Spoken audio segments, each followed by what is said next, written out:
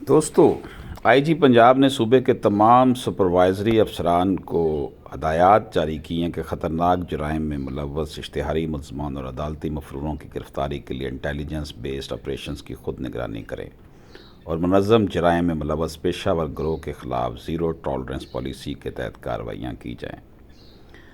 راؤ سردار علی خان نے کہا ہے کہ آئی ٹی بیس پولیسنگ کی مدد سے آرگنائز کرائم کے خاتمے میں مدد مل رہی ہے، لہٰذا جدید پولیسنگ کے حوالے سے بنائی گئی تمام ایپلیکیشن سے بھرپور استفادہ کیا جائے اور جدید ٹیکنالوجی کے مؤثر استعمال کو یقینی بنایا جائے۔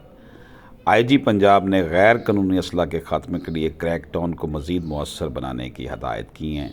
پنجاب پولیس کے ترجمان نے بتایا کہ رواں سال کے دوران مجموعی طور پر 37,306 اشتہاری ملزمان اور 27,003 عدالتی مفروروں کو گرفتار کیا گیا۔ لاہور سے 4,604 اشتہاری ملزمان اور 6,197 عدالتی مفروروں کو گرفتار کیا گیا۔